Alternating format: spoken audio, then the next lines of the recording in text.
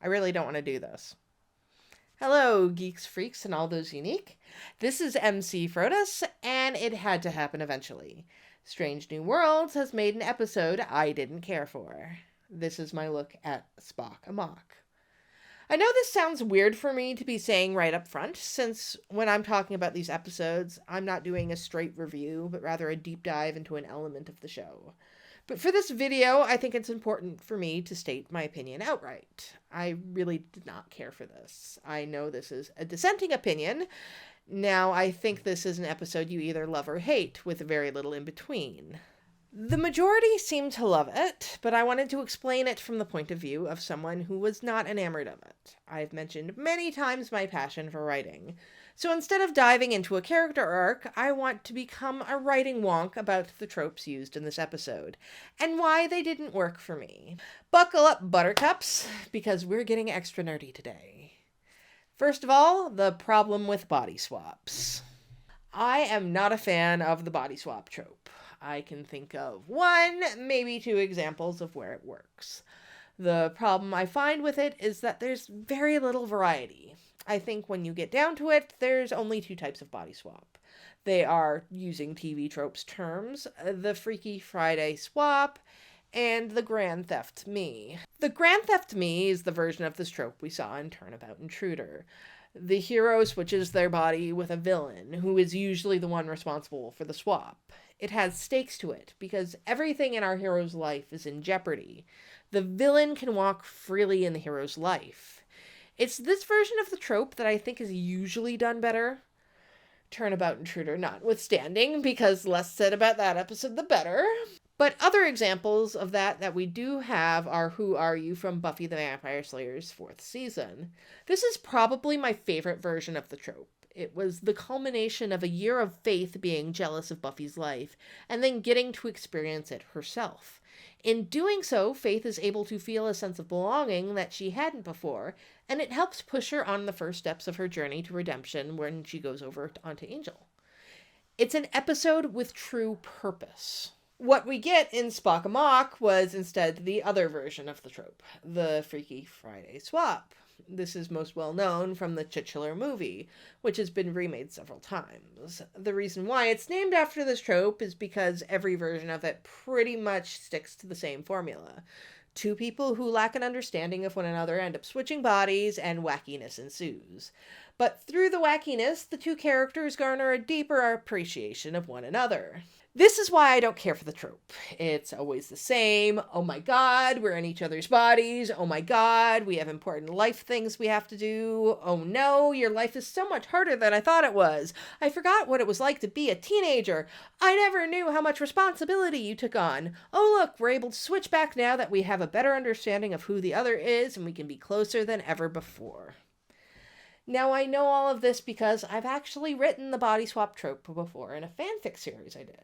It was based in the Buffyverse, and it felt like an obligatory episode, as Angel did one as well. And it was what my fans considered to be one of the lesser episodes of my series, and honestly, I didn't even think it was very good either. So, I'm not saying that I can do the trope better. I think it's an entirely tired trope. With all of that being said, Spock Amok had a huge hill to climb for me right from the get-go. I'd heard it was a body swap in an interview well before the episode came out, and I was dreading it for that reason. And for me, it was trying so hard to hit all of the beats of the Freaky Friday swap. And it didn't do them well. I would have been more understanding had they tried to do the swap and not conformed to the Freaky Friday trope, and it just didn't work. At least then they would have been attempting something new. But everything about this hits those beats. Spock and T'Pring are trying to understand one another. Something happens where they switch bodies. Some humor is had trying to conceal their identities. They both have to do each other's jobs. And then they gain a deeper understanding of one another and are more devoted than ever. It's paint by numbers, and I personally did not find those numbers to be particularly well done. There is basically no explanation for why they swapped bodies, other than they needed it to happen. Now, I know Star Trek is not well known for having solid explanations for why shit happens, but some hand-waving would be good. I think it was supposed to be because their Katras wanted it, and okay, I guess. But that's not the part I really have the problem with. This episode was touted as being their big comedy, and if you're gonna go for the Freaky Friday swap, the humor is found in the pair trying to be one another. But in the one scene where we really get to see them trying to be one another, they give up after like a minute and tell Pike, yeah, so we swapped bodies. I was promised hijinks, and I did not get hijinks. Outside of the scene with Pike, there was nothing humorous in the other scenes with them being one another. The most important aspect of the Freaky Friday is gaining a deeper understanding of the character you've traded your body with. They're let in on some sort of secret by seeing all of the things that you have to deal with in your personal life. But Pike's summation of Spock's importance to Starfleet really doesn't cover any new ground. T'Pring knows how dedicated Spock is to Starfleet. That is literally the problem in their relationship from her point of view. The only thing the grand speech does is show how much Pike appreciates Spock, which again, T'Pring should realize. She's obviously close enough to Chris to use his first name. Not only is T'Pring not learning anything, the audience isn't learning anything. We know beyond a shadow of a doubt how devoted Spock is to Starfleet. What is even worse is Spock getting to know T'Pring. He doesn't even attempt in the smallest bitty bit to fit into her life. This was an opportunity the show had to give us a side of T'Pring that we had never seen before. We kind of got a vague idea of what her job is, but I don't feel like we know her personally any better. And we have to know T'Pring better. She's going to do something absolutely iconic in the original series, and we want to know how she gets from this point to there. But honestly, I'm more confused than ever on that point. More on that later. I think the flaw in this body swap is that, after the scene with Pike, the point of view of the swap is not from the swappees, but from outside observers. We don't see T'Pring negotiating as Spock from her point of view. We see it from the point of view of Pike. And when Spock is shown talking to the Vulcan, we're not seeing it from Spock's point of view, but from Christine's. T'Pring's insight into Spock is a tell, don't show from Pike, and Spock gets no insight into T'Pring. Instead, Christine gets insight into Spock. But the show plays the body swap trope absolutely straight, which makes it seem like sloppy execution to me, and makes the pacing of the episode seem really off. Now, if it were just an issue of a weirdly used trope, I probably wouldn't have as many feelings as I do. But there's another aspect of this whole thing that's sticking in my craw. So now that I've vomited all of my feelings about silly tropes, I want to get mega ultra nerdy. Let's talk about how prequels should work. Strange New Worlds is obviously set before the original series. Now, I'm not a canon thumper. I'm fine with Michael Burnham being Spock's sister and never being mentioned, even without the classified explanation they end up giving. The Enterprise is more advanced looking here. None of that shit matters. But what does matter is what the producers say matters, and that's the journey. That's really what a prequel comes down to. How do the characters turn from the people we see in the media that's set after it, but came before? Say what you will about the Star Wars prequels, and everyone has, but they were always in service of the story of Anakin's fall from grace. Even when he's a little kid saying things are wizard, there are still signs of what will cause him to turn into Darth Vader. The producers of Strange New Worlds have said repeatedly, time and again, that Strange New Worlds is about getting these characters from the point they are now to where they'll be in the original series. And if that's the point, that needs to be the point. That's what you're doing. I'm looking for character journeys. How does Ethan Peck, Gia Sandu, and Jess Bush become Leonard Nimoy, Arlene Martell, and Majel Barrett? And I have no fucking clue! Now, this is just based off this episode alone. Certainly, I've been able to see where they're trying to progress characters. Children of the Comet is a great example of that. We're seeing fresh cadet Uhura going on her fresh steps to becoming the strong lieutenant we see in TOS and the commander we see in the movies.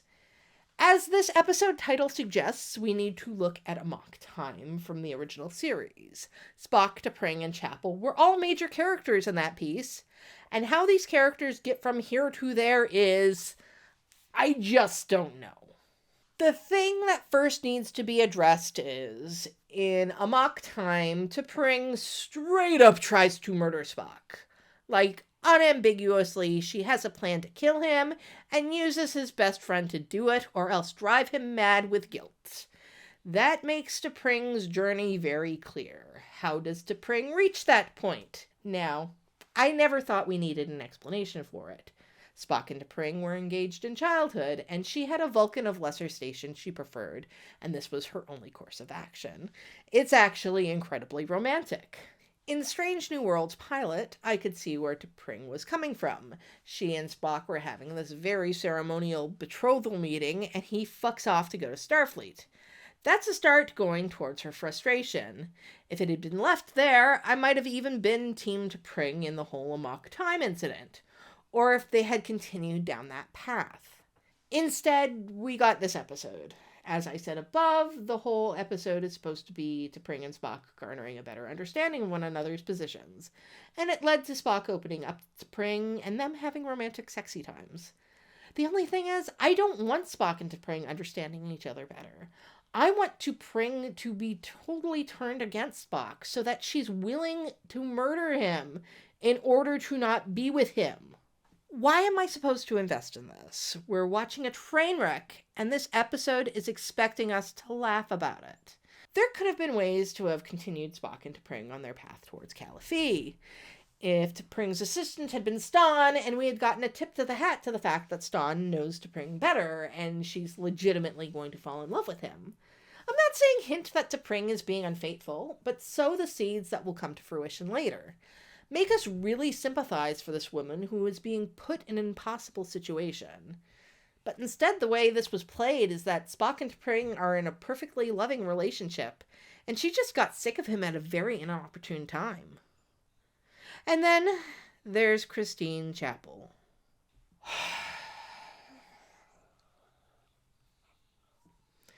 I've been avoiding talking about Chapel since the beginning of the series, because I know she's become a favorite of many. But I'm sorry, guys, I just do not get this character at all. I know people change over the years, but what this show is telling us is that Chapel changes from a self-confident, vivacious woman who's able to smack Spock upside the head for being silly, to someone who actually simpers in front of him. Multiple times. I get updating characters for a modern era, but I don't recognize any of this character from the one we got before.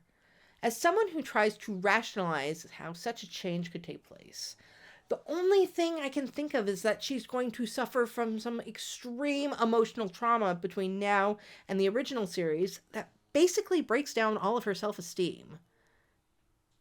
So we're good with this? Okay. Now, I know what some of you are probably thinking. Emcee, you're just salty that they seem to be heading towards Spock and Chapel, not Spock and Uhura. And you know what? You're right. Because the self-confident swagger, the ability to be playful with Spock, these are all aspects of Uhura's character. They've taken how Spock and Uhura acted in Season 1 of TOS and have shoved Chapel in there instead. So yes, as an Uhura fan, I'm mortally offended that her character is being hijacked by someone else, who already had their own personality and dynamic with Spock. And what does Uhura do in this episode? No, I'm actually asking, what does Uhura do in this episode? And aside from the whole shipper thing, I don't like that the writers used this as a way to say, oh, this is how Chapel falls in love with Spock. It is again another prelude to something we know is ultimately fruitless. Chapel and Spock aren't together in TOS. She spends 3 years pining after him before it's never mentioned in any of the scenes in the movies. And now we're establishing, no, she pined for him over 10 years. And that's fucking sad. And Roger Corby is supposed to fit into this somewhere. I'm fine with overlooking shit like James R. Kirk and the Vulcanians, but there was an entire episode dedicated to Chapel's fiancé. It's literally the only thing we know about her backstory. And instead of showing her on the journey towards that development, we're just flicking the switch on her love of Spock. Because all it takes is the right man. Oh yeah, I have some more thoughts on that one, too. There'll be a whole nother video about it, but I'm really tired from doing this one today, so I'll have to wait till tomorrow. Hey, so editor MC, who realized that there was something very important I didn't actually talk about in this episode. Um, and that is all of the issues with Spock and his situation as a biracial character. And this is something that I'm not like super um, equipped to discuss myself for what is probably very obvious reasons. And there are people who are much smarter than me who have actually discussed this quite well. So I'm going to suggest that you go listen to a Star Trek Discovery podcast's episode on Spock Amok because they discuss this in fairly great detail. Specifically, my friend Giraffe goes into the idea of Spock as a biracial character and what this episode does for those implications. And honestly, I think it is something that is very important to look at. So there's going to be a link below in the description. So please check that out. So, needless to say, this is my least favorite episode of the series so far. The bits with Una and La'an were cute, but that isn't enough for me to love this episode. The main plot dragged everything down in my eyes, and it really bums me out. Strange New Worlds has been knocking them out of the park for me, and having a dinger left me feeling a bit hollow. So comment down below with your thoughts on Strange New Worlds Spock Amok. Feel free to tell me how wrong I am. If you like my videos, subscribe to my channel. I do lots of videos about Star Trek, Star Wars, and lots of other geeky stuff. If you want to support me, please visit my Patreon. You can also buy me a coffee, or you can go to my Redbubble and TeePublic and buy my geeky graphic designs. So until next time, live long, and may the Force be with you.